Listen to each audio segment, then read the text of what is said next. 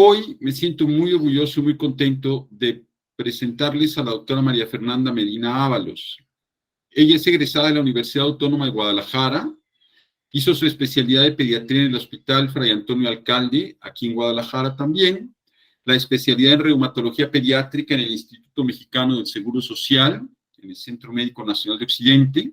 Está certificada por el Consejo Mexicano de Certificación en Pediatría, también por el Consejo Mexicano de Reumatología.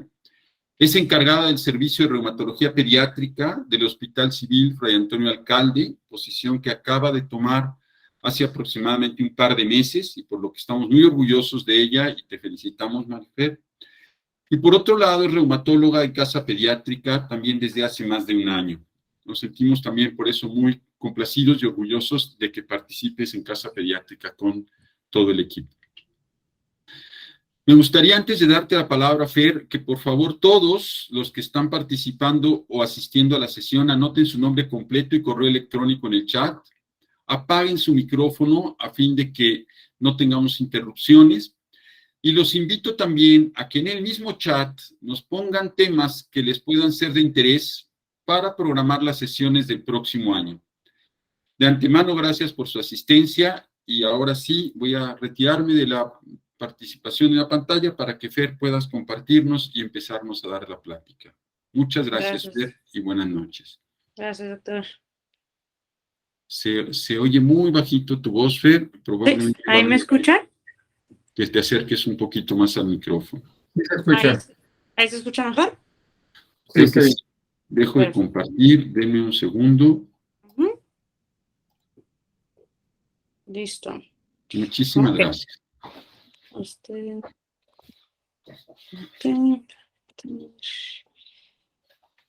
Y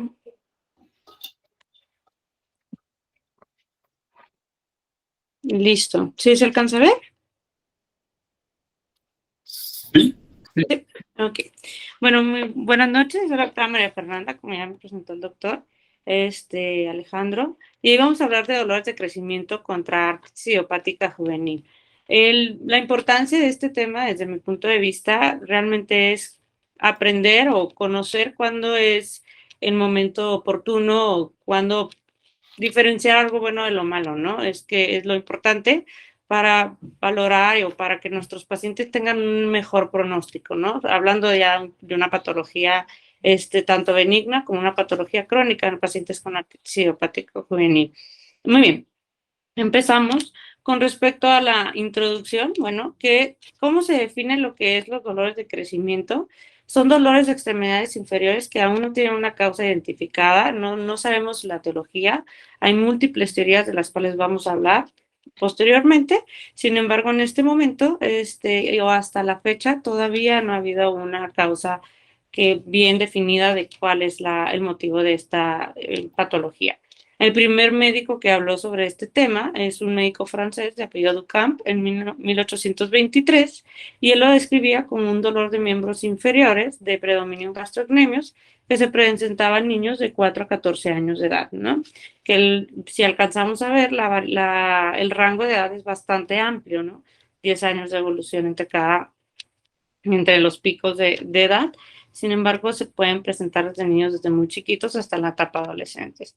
En los pacientes, si hablamos de artritis idiopática juvenil o de artritis, estamos hablando de una inflamación acompañado de dolor y una limitación de las articulaciones, que a diferencia de los dolores de crecimiento, esto no va a ser un dolor que se limite a lo que es los gastrocnemios, sino que es un dolor directamente sobre la articulación. Y va a haber, como lo dice la definición, una limitación, una inflamación y por consecuente un dolor, ¿no? En las articulaciones. Empezando por ahí, ya podemos empezar a diferenciar desde la definición y qué le vamos a estar buscando al paciente. ¿Cuál es la epidemiología? En el paciente pediátrico, hasta el 50% según se refiere a la literatura, presentan un único episodio de dolor en extremidades durante su vida, ¿no? Me parece un porcentaje nada despreciable y hasta en el 6% de los pacientes pediátricos, el 6% pues llegan a tener una consulta por dolor en el 3 a 15 años, perdón, pueden presentar este tipo de molestias. Los dolores de crecimiento lo podemos ver del 2.6 hasta 49.9% de los casos o de dolores de extremidades pueden ser secundarios a dolores de crecimiento y el 15% de los pacientes, hasta depende de la literatura que le tenemos, en México se puede presentar el 15 hasta el 20%. Hablando ya en países de primer mundo o en Europa, se puede encontrar hasta en un 30%. Entonces, es bastante, también no es un porcentaje nada despreciable de artritis, pero muchas veces no pensamos que exista la artritis en niños, ¿no? Y a veces se relaciona a dolores de crecimiento. Entonces, esta es la importancia, esta clase más que nada va definida a eso, ¿no? A saber cómo diferenciarlo. ¿Cuál es la etiología de los pacientes con dolores de crecimiento? Existen múltiples teorías, desde la anatomía, se ha relacionado a la zona en miembros inferiores, los pacientes con hipermovilidad generalizada, los pacientes que tienen hiperlaxitud articular, también se ha relacionado que tienen dolor en miembros inferiores y también se ha relacionado en gastrocnemios. La teoría de la fatiga, ¿qué se refiere a esto? En pacientes que realizan mayor actividad física tienden mayor predisposición a tener dolores en miembros inferiores. Sin embargo, de todas estas teorías, la que más ha tenido evidencia ha sido los pacientes que tienen disminución de la densidad mineral ósea.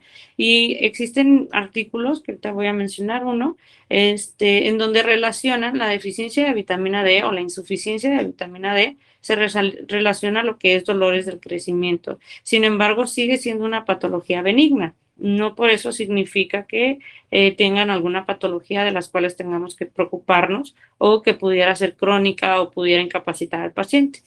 En este artículo, que es bueno, se llaman dolores de miembros inferiores, ¿cuándo nos vamos a asustar? Nos habla, que es del 2017, por Lehmann y colaboradores, nos habla que en un ensayo que hicieron, tienen un 25% de los pacientes relacionados a los dolores de crecimiento tenían deficiencia de vitamina D y el 61.6% insuficiencia. Y en estos pacientes simplemente con suplementar la vitamina disminuía el dolor. Entonces ha sido una de las teorías más avaladas o más relacionadas y donde han visto buenos resultados con la suplementación de vitamina D, siempre y cuando se descarte otra patología, ¿no? Bueno, este es el artículo. ¿Y cómo vamos a hacer el abordaje inicial? El abordaje inicial de estos pacientes es muy importante que hagamos el interrogatorio. El interrogatorio es muy dirigido. ¿Cómo lo vamos a hacer? Hay varios detalles que tenemos que tomar en cuenta, siendo el más importante el dolor. ¿Cómo es el dolor de estos pacientes? ¿Les duele en la mañana? ¿Les duele en la noche? ¿Es todo el día? ¿El dolor le genera alguna incapacidad? Este dolor bueno, más que nada es insidioso, es intermitente. Vamos a ver la frecuencia, vamos a ver la localización del dolor, dónde va a estar encontrado, si va a ser en las articulaciones, si va a ser en el gastrocnemio, si va a ser en los brazos, en toda la pierna, qué parte del cuerpo les duele, porque no solamente podemos llegar a encontrar en el interrogatorio no solamente una artritis o dolores de crecimiento, podemos encontrar muchas otras causas que ahorita también las vamos a ver en los diagnósticos diferenciales, con simplemente el interrogatorio pensarlo y hacerlo de manera dirigida. El comienzo, ¿cómo va a ser el comienzo? Si fue agudo, si ya tiene más de 15 días de evolución, si tiene más de 6 semanas de evolución, si fue brusco, si fue secundario algún factor desencadenante. Por ejemplo, ¿cuáles factores desencadenantes? Desde que me enfermé con ahorita COVID, el paciente tuvo dolor de articulaciones. Me caí y tuvo dolor. Hago ejercicio y el paciente tiene más dolor. El paciente está sentado o tiene dolor en reposo. Entonces, eso también es algo importante que tenemos que tomar en cuenta. Los factores desencadenantes o los factores detonantes. Los signos y síntomas acompañantes. En los dolores de crecimiento, difícilmente vamos a ver un signo o un síntoma acompañante. En los pacientes con artritis idiopática juvenil, muchas veces va a ver acompañado de astenia, de adinamia, de fatiga, en algunas ocasiones pueden tener fiebre, alteraciones tanto de su estado de ánimo, pérdida del apetito, pérdida de peso. Entonces, sí tenemos que buscar esos signos, o también podemos tener hasta exantema en los artritis idiopáticos juveniles, variedad sistémica. Los pacientes pueden llegar a tener exantema, y en los pacientes con dolores de crecimiento no vamos a ver este tipo de síntomas. Solamente va a ser localizado a lo que es miembros inferiores. Y es algo, volvemos a lo mismo, benigno. Y el tratamiento o la terapia, ¿con qué responde el paciente? Si el paciente solamente responde a antiinflamatorios, o al momento de yo darle un masaje al niño, los papás refieren muchas veces en la noche que le di un masaje, doctor, y con eso se le quitó, y al día siguiente anduvo como si nada. Los pacientes con artritis no tienden a tener esta evolución. Los pacientes con artritis pueden disminuir el dolor con la artritis idiopática juvenil, con AINES, perdón, pero no se les va a quitar. Cede por completo en los pacientes con dolores de crecimiento, pero en los pacientes con AIJ no va a ceder el dolor si no le damos un tratamiento inmunosupresor o dirigido en contra del factor desencadenante, que es una patología reumática o autoinmune, ¿no? ¿Cómo lo vamos a diferenciar? Esto es en cuanto al interrogatorio dirigido, ¿qué le vamos a buscar? Y aquí vamos a ver los dolores de crecimiento. Los pacientes van a estar más relacionados el dolor a mayor actividad física. El dolor va a ser nocturno, va a mejorar el dolor con un masaje, o usualmente lo más que llegan a necesitar es paracetamol, un analgésico. El dolor es simétrico, usualmente pues, es de los dos lados, de los dos gastrocnemios, o en la fosa poplitea, o en solamente de las rodillas para abajo. Es intermitente. ¿Qué quiere decir esto? Que no va a ser diario el dolor. Usualmente se asocia más cuando hacen más ejercicio. Los papás dicen, es que estuvo corriendo más de lo normal o jugó más de lo normal y en la noche tuvo dolor. Entonces, esto se relaciona más en dolores de crecimiento, y sobre todo es menos de 6 semanas de evolución, a diferencia de los pacientes con artritis idiopática juvenil, que van a tener rigidez matutina. ¿Qué es esto? Que en la mañana van a referir entumecimiento de las piernas, de las manos, y los papás van a empezar a decir, en la mañana amanece con mucho dolor, pero conforme van caminando, se les va quitando el dolor y van mejorando. Entonces, esa es una característica muy común de los pacientes con artritis o con dolor de tipo inflamatorio. Usualmente el dolor es al reposo, no va a mejorar con AINES ni con analgésicos, puede ceder, pero no, puede, perdón, disminuir, pero no cede por completo. Tienen más de 6 semanas de evolución. El dolor es insidioso, ahí está, no se quita, pero ahí está. Y va a mejorar con la actividad física. Es muy importante la diferencia que vemos aquí. Si vemos en la dolores de crecimiento, aumenta el dolor con la actividad física, y aquí mejora con la actividad física. Es completamente lo contrario. Y la artritis puede ser simétrico o asimétrico. No necesariamente hay artritis de las mismas articulaciones. Puede ser de un tobillo o de una muñeca, de un codo, y el dolor es persistente, ¿no? Es muy, muy persistente. Hasta que no se inicie el tratamiento, el paciente va a mejorar. Ahora, en imágenes, aquí vamos a ver, es muy importante la exploración física. Ya hablamos del interrogatorio, pero vamos a ver en la exploración física. Si ustedes ven la imagen superior izquierda, el paciente o los pacientes que están en pijamas son dibujos, pero son niños que se quejan de dolor en la noche, y siempre se quejan de dolor en las piernas, en los miembros inferiores. No los va a incapacitar, es un dolor que sí los puede despertar, pero mejora con cualquier cosa, y al día siguiente está como sin nada. No hay deformidades y no hay edema. Es muy importante. Ahora, si vemos en la imagen inferior izquierda, vamos a ver dos rodillas. Vemos la rodilla izquierda, que va a estar inflamada, que va a estar eritematosa. No es necesaria ni palparla cuando ya se ve. Desde ahí se alcanza a ver que la rodilla está gorda, ¿no? Que está inflamada. Obviamente la paciente va a tener limitación.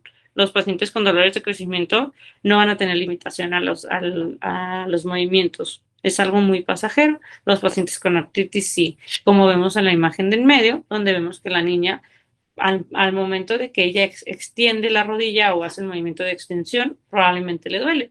Y es por eso que está en esa posición en la que no pisa por completo, para evitar sentir. Los niños no van a manifestar después de cierta edad, empiezan a localizar un poquito más el dolor, pero conforme van creciendo, cuando están más chiquitos, ellos tienden a limitar los movimientos y nosotros clínicamente pues tratamos de ver y a veces buscar la articulación inflamada. Acá tenemos otras imágenes. Acá vemos en la imagen derecha, vemos un paciente con artritis de los tobillos. Si se alcanzan a ver, se ven gordos, se ve el dorso del pie, se ve inflamado, no se alcanzan a ver metatarsos, y se ve el tobillo completamente gordo y las rodillas también inflamadas. Aquí vemos, esto no lo vamos a ver en pacientes con dolores de crecimiento porque no va a haber inflamación. ¿Ok? Y menos en esta zona de la articulación va a estar respetada completamente. Acá vemos este tipo de artritis, se le llama dactilitis, que es la inflamación completa de lo que es la falange, y lo vamos a ver más en pacientes con artritis psoriásica, no solamente en metatarsos, ni en ortejos, también los vamos a ver en articulaciones pequeñas de las manos, metacarpofalángicas, interfalángicas, y se va a ver como los dedos en salchicha, se le llama, o dactilitis. Usualmente no tendemos a checar dedo por dedo, alcanza a veces, es una exploración un poquito más limitada, vemos los pies, no le vemos ninguna inflamación, pero a veces un dedito puede llegar a estar inflamado y es artritis, ¿no? Esto tampoco lo vamos a ver en dolores de crecimiento.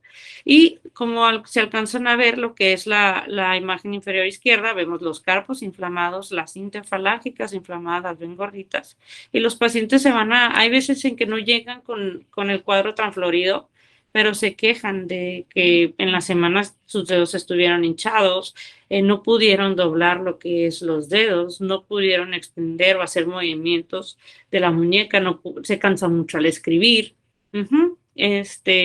o no pueden ni abrir una chapa o no pueden ni abrir un refresco, ¿no? Entonces, esto estamos hablando de un paciente con una artritis de lo que son las pequeñas articulaciones de manos. Lo vamos a ver más en los pacientes con artritis idiopática juvenil, una poliarticular, ¿no? Que se parece mucho a la del adulto.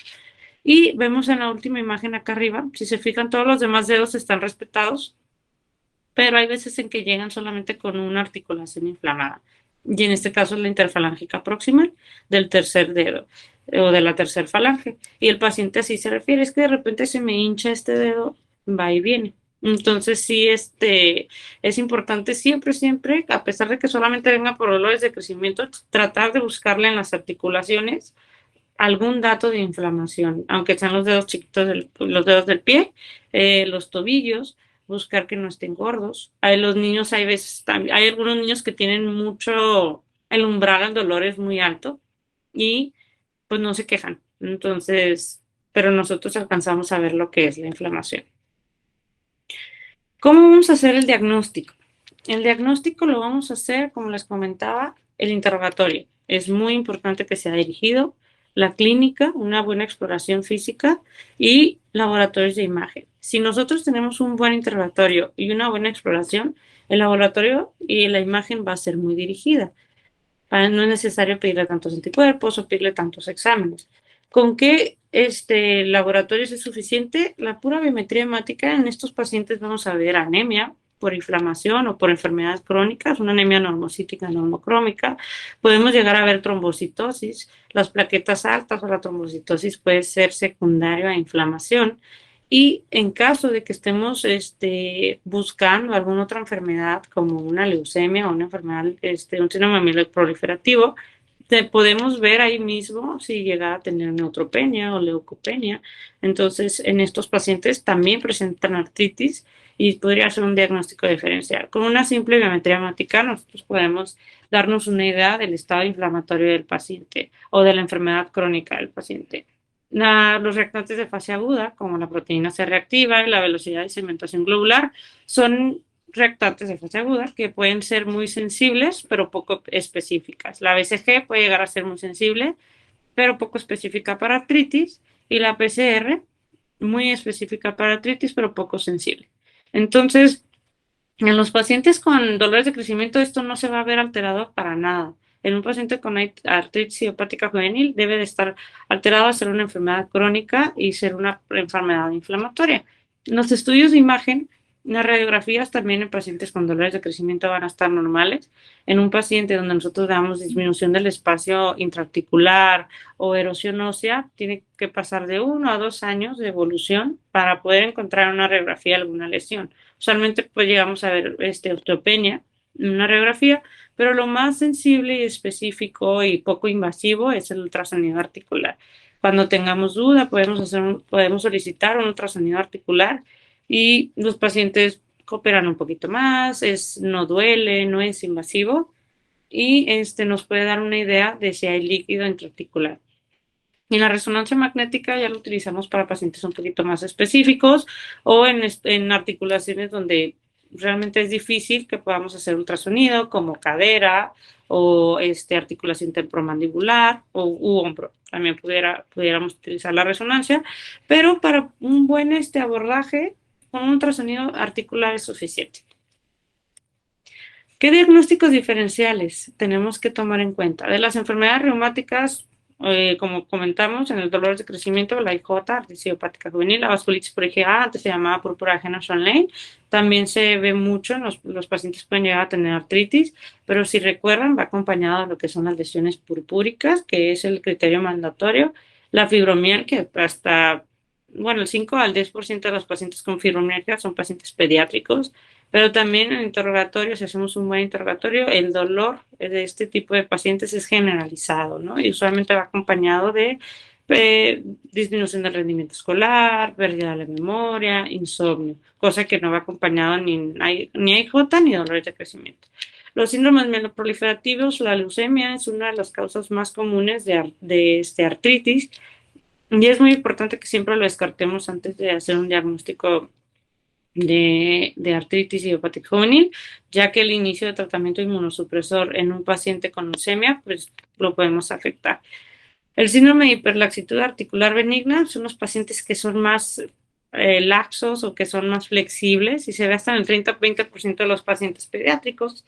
En los pacientes adultos es difícil que lo veamos, ya que las secuelas que presentan, pues ya es secundaria a esta patología, que también es benigna, y ahorita vamos a ver con los criterios de Beighton cómo podemos hacer el diagnóstico. Y los defectos osteomusculares o lesiones por fatiga ósea, ¿no? Los defectos osteomusculares, la osteocondritis, el Osgood-Schlatter o el Calvé-Pertes también son osteocondritis que pueden dar mucho dolor de rodilla, pero es un dolor también de tipo mecánico, es un dolor no inflamatorio, es un dolor que no nos va a generar inflamación de las articulaciones ni limitación a los movimientos y también lo podemos diferenciar de una IJ. Y la apofisitis también tiende a dar un poquito de dolor y son lesiones por fatiga ósea, ¿no? Es más común en los pacientes que son muy deportistas y usualmente tienden a ser lo que son los adolescentes. Estos que vemos aquí, esta imagen, son los criterios de Beighton. Estos los vamos a usar para los pacientes con hiperlaxitud articular benigna. Si ustedes ven en esta imagen son los criterios y se toma uno por extremidad. La dorsiflexión del quinto dedo, como vemos aquí, a 90 grados. Se toma en cuenta izquierda, derecha, un punto por cada extremidad. A posición del pulgar del antebrazo, es esta imagen que vemos aquí, inferior izquierda, igual un punto de cada extremidad. La hiperextensión de codos. Usualmente requeriríamos un goniómetro, que es para medir el ángulo de la articulación, pero si vemos la hiperextensión del codo debe ser mayor de 10 grados en ambas extremidades y se contaría como un punto de cada uno. Tocar el suelo con las palmas por completo, como vemos en la imagen superior izquierda, un punto por cada palma, y la hiperextensión de las rodillas, ¿no? Como lo vemos acá, que le dicen a veces coloquialmente que está pando, ¿no? Un punto. Si el paciente presenta más de 4 puntos, de 9, con eso podemos hacer el diagnóstico de hiperlaxitud articular benigna, y estos pacientes tienden a tener mucho dolor. ¿Por qué? Porque sus articulaciones son flojas y ellos tienen que hacer ejercicios de bajo impacto. O sea, no pueden hacer ejercicios en donde aumenten la articulación como gimnasia o ballet, o estar brincando o estar corriendo. Ellos de preferencia es natación o medidas de higiene articular. Pero estos pacientes igual no van a tener inflamación articular, no van a tener edema, ni van a tener limitación a los movimientos de las articulaciones, al contrario, ¿no? Ellos lo van a tener exagerado. El tratamiento de los pacientes con dolores de crecimiento realmente muchas veces mejoran con el puro masaje. Realmente no se requiere el uso de medicamentos. Los pacientes si nosotros sospechamos de una artritis idiopática juvenil, el paciente no tiene nada de los síntomas de dolor en gastrocnemios, en fosa poplitea y presenta más de un dolor de tipo inflamatorio, pudiéramos iniciar un AINE. ¿Cuál es el AINE que más se utiliza en los pacientes con artritis inflamatoria? En paciente pediátrico, naproxeno de 10 a 12 miligramos kilo día, cada 12 horas, en lo que se valora por un médico reumatólogo. En caso de pensar con solamente dolores de crecimiento, masaje o con analgésico, puro paracetamol o AINE y ibuprofeno, realmente con eso responden bastante bien. Y para finalizar, el pronóstico de estos pacientes, dolores de crecimiento, pues es algo benigno, conforme van creciendo, el dolor va disminuyendo y va a haber una remisión completa sin el tratamiento.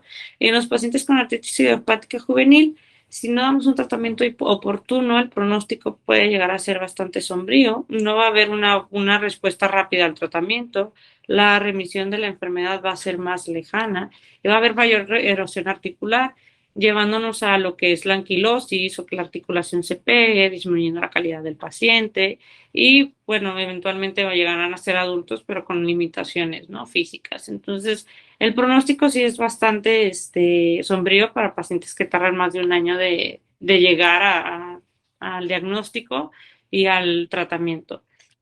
Y en este artículo me pareció importante que habla bueno, el rol que tienen de edad en los pacientes con artritis idiopática juvenil que tienen un tratamiento o que se delega de manera tardía en los pacientes de reumatología.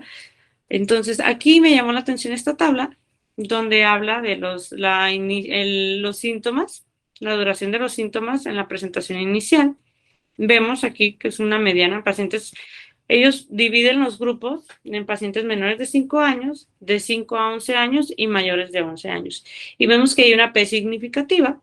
Va la mediana de edad en los pacientes menores de 5 años es de 3.4 y en mayores de 11 años de 6.6. Sí hay una diferencia importante y vemos cómo los meses los meses desde que se mandó a lo que es a la valoración de reumatólogos, en menores de 5 años de 0.7 y en mayores de 1.2. Entonces, también la P es significativa. Vemos que hay una mayor población en mujeres, también la IJ tiende a ser más comúnmente en niñas que en pacientes menores de 5 años que en pacientes mayores de 11 años, ¿no? También la P significativa. Y la otra tabla también nos habla de quiénes fueron los que mandaron más al reumatólogo, pues los pediatras. Que bueno, espero que sí siga siendo así, pero hay veces en que hay pacientes en que no tienen lo que es la oportunidad de que se valora por un especialista y a veces el primer apartado es para los pacientes que se atendieron por urgencias, que son muchas veces los médicos de primer contacto. Y si se fijan, es de los que menos mandan, acompañados de lo que son los físicos, de fisioterapia, ¿no? Pero los pediatras sí son los que más lo mandaban. Pero sí es importante conocer este tipo de enfermedades para hacer un envío oportuno y seguirlos enviando a reumatología para que el paciente tenga una mejor calidad de vida y una mejor respuesta al tratamiento. Y bueno, por mi parte sería todo. No sé si tengan alguna pregunta o comentario.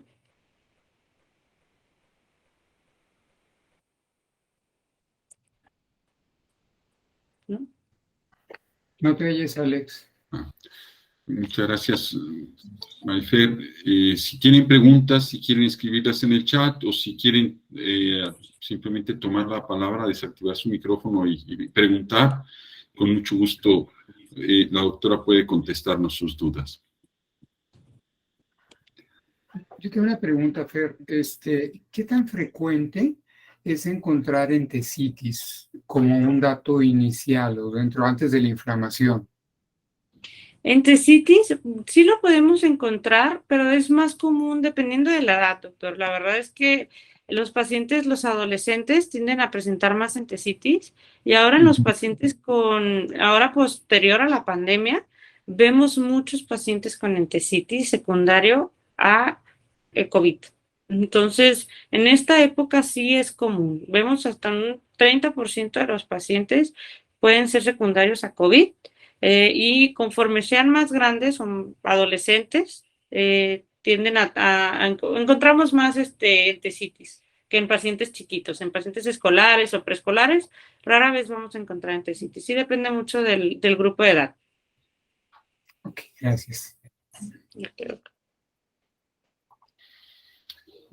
Fer, diagnóstico diferencial con ARJ, ¿es mucha la diferencia? ¿Se debe de estudiar? Platícanos un poquito, ¿se puede?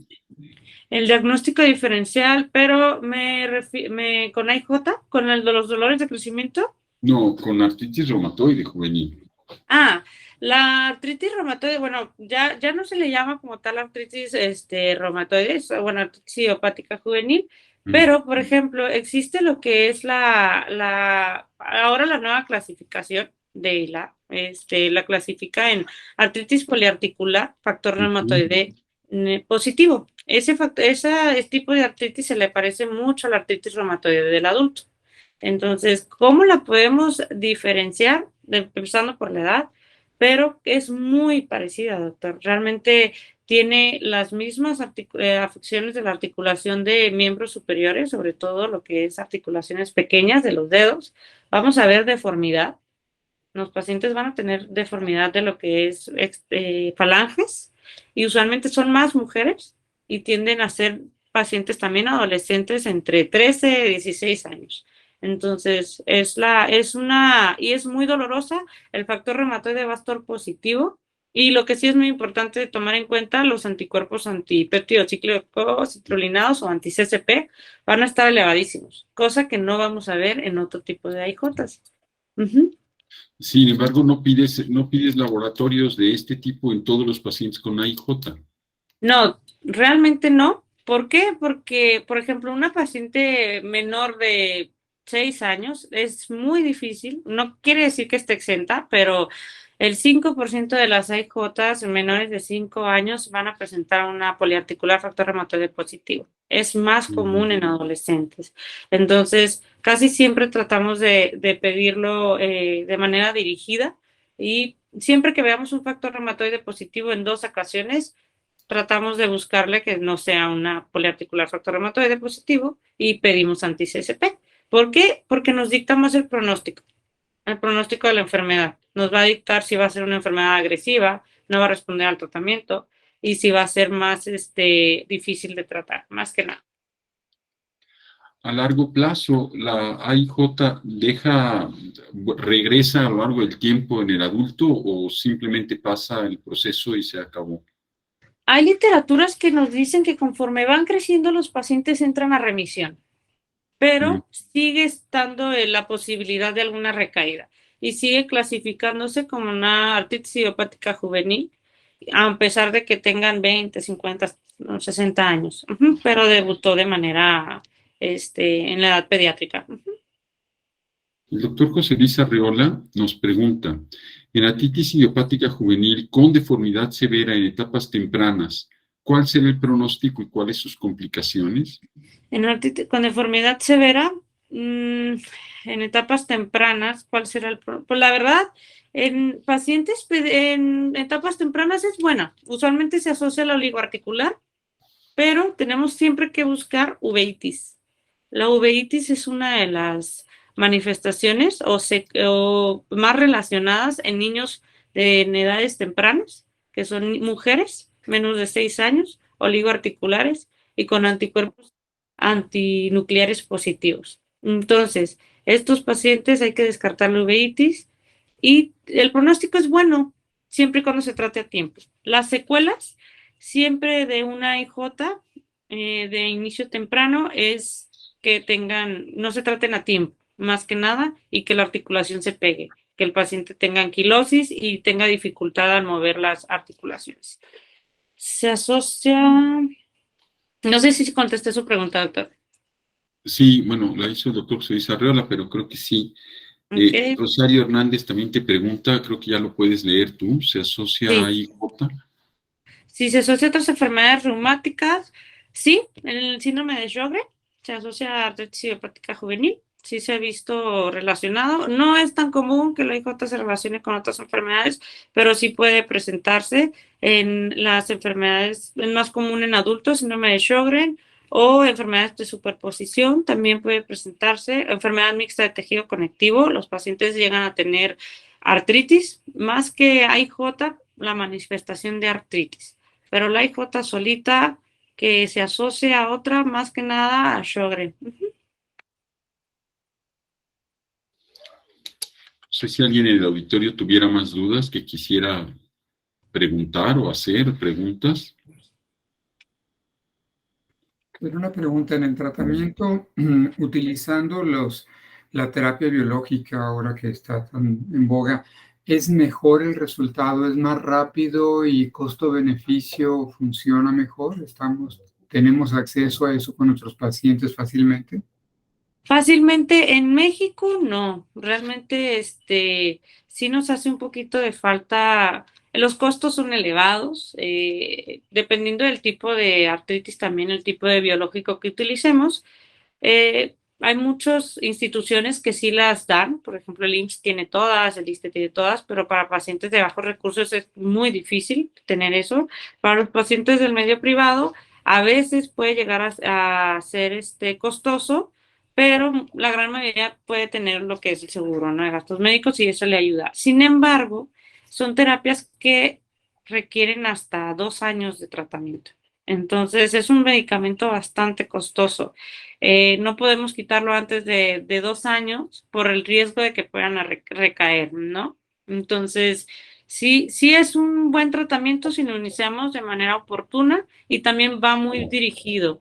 ¿Por qué? A los pacientes que responden con tratamiento oral, no de manera inmediata le iniciamos el biológico, también es por paso, ¿no? O sea, a veces el medicamento oral o el fármaco sintético es suficiente y a veces, a pesar de que no mejora al tercer mes, pues ya podemos iniciar con biológico si el paciente tiene los recursos o a veces si la institución tiene los recursos. Y la verdad es que la respuesta y la calidad y el pronóstico es mucho mejor cuando lo iniciamos de manera temprana.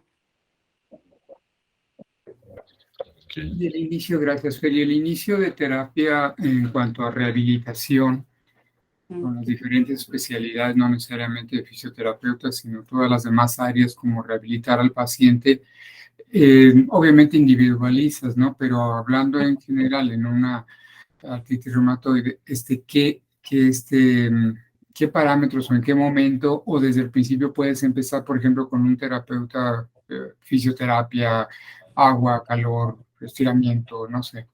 Realmente no, es una pregunta muy buena, doctor, porque la gran mayoría de los pacientes, como ya llegan, en los pacientes con IJ llegan con muchas secuelas, algunos, no todos, llegan con dificultad, ¿no? A los movimientos, ya están limitados de sus articulaciones. En el momento en el que están activos, no podemos mandarlos a rehabilitación por el riesgo de que puedan persistir activos y podemos seguir provocando inflamación. Entonces, lo ideal es que lleguemos al estado de remisión, que al menos sean 3 meses, y posteriormente iniciamos con la rehabilitación, porque si no vamos a perpetuar la inflamación del paciente. Y Fer, Gracias. el ultrasonido en las articulaciones, ¿te lo hacen ortopedistas o lo hacen radiólogos? Lo hacemos nosotros, los reumatólogos. Los Ustedes reumatólogos directamente. tenemos, últimamente ya se han abierto muchas escuelas de ultrasonido articular musculoesquelético para el paciente reumatológico, ¿no? Justamente, ¿por qué? Porque muchas veces lo que yo veo no va a ser lo mismo que ustedes o lo que yo palpo, es subjetiva la exploración. Entonces, ya en esta época sí se ha visto que el ultrasonido es más subjetivo, pero en el paciente pediátrico todavía nos faltan escalas por definir. ¿Por qué? Porque el niño, pues el cartílago de crecimiento es diferente en el adulto, ¿no? No tiene. Bueno, sí tiene, pero es muy chiquito. Y a veces puede llegar a confundir con inflamación. Entonces eso es lo que nos ha tardado un poquito en las escalas, pero ya se ha visto que es lo mejor para el reumatólogo y para la exploración es más dirigida y es más objetivo. Muy bien. No sé si haya más preguntas en el auditorio. Me parece, ¿no? Parece que no, ¿verdad? Bueno, Fer, pues yo te agradezco muchísimo el que nos hayas dado la plática, me gustó muchísimo, espero que todos opinen lo mismo, hay muchas felicitaciones en el chat. Nuevamente los invito a que nos envíen sus sugerencias para las pláticas que les puedan interesar a todos como auditorio para el próximo año y las iremos buscando con los especialistas que les correspondan. Y una vez más recordar la sesión que tendremos en diciembre sobre el uso de lentes en niños por parte de la doctora Caro. No sé si tengas algo más que comentar, Javier, o algo más que decirnos. Pues simplemente agradecer a todas las personas que se interesaron en la plática. En la realidad tenemos que aprender mucho todavía de reumatología. Nos falta mucho, Maribel, así que nos hace falta más plática. Muchas gracias, al contrario, gracias por la invitación. Espero les haya sido de utilidad.